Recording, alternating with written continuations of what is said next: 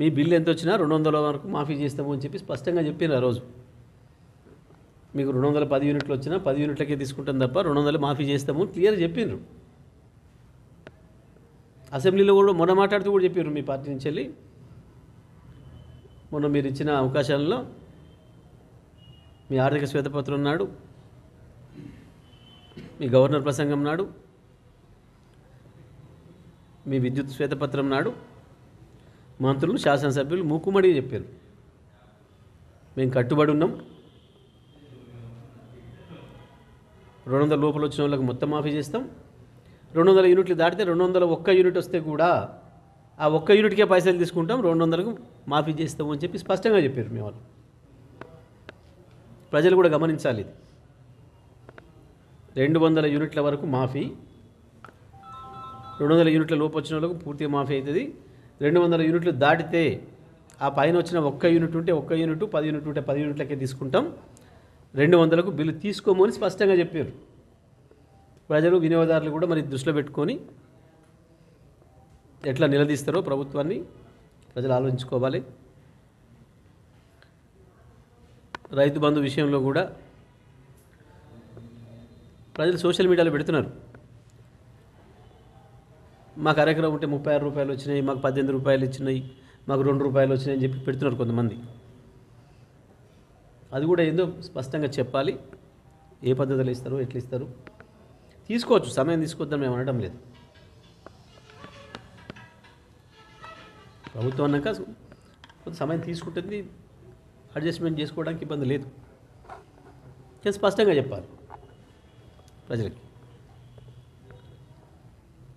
మేము ఇట్లనే మోసం చేసుకుంటూ పోతాం, దబాయించుకుంటూ పోతాం, ఎవరైనా అడిగితే కేసులు పెడతాం.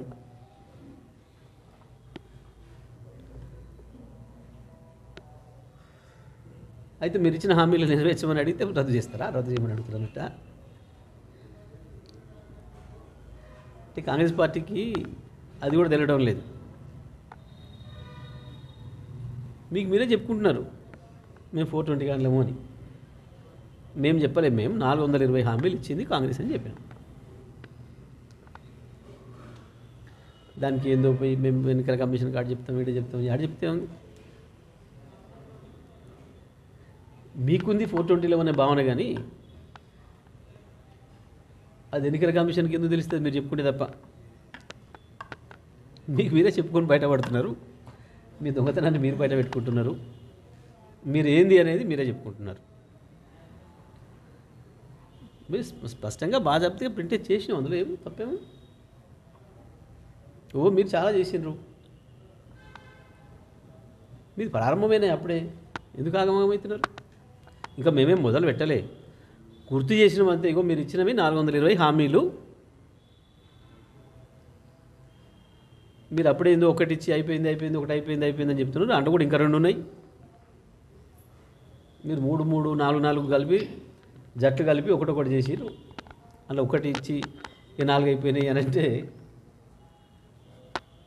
ప్రజల్ని ఎక్కువ కాలం మోసం చేయలేరు, సాధ్యం కాదు. సరే, దాని మీద దృష్టి పెట్టారు. ఇక పార్టీని రద్దు చేయాలంటే టీఆర్ఎస్ పార్టీని రద్దు చేస్తే ఇక మమ్మల్ని అడిగేటోడు ఉండేడనా? మీ 420 మీద చెప్పిన సమాధానం కానీ ప్రజలకి రద్దు చేస్తామని గాడి పోయి పెట్టి గీడి పోయి పిటిషన్ పెడితే ఆగదు. ప్రజలు కూడా చర్చించుకుంటూనే ఉన్నారు, మొదలైంది. మీ పరిపాలన యొక్క గొప్పతనం ఆస్వాదిస్తూనే ఉన్నారు అప్పుడే. కాబట్టి ఈ పనికి మళ్ళీ ఆలోచనలు బంద్ చేసుకొని పరిపాలన మీద దృష్టి పెట్టాలి.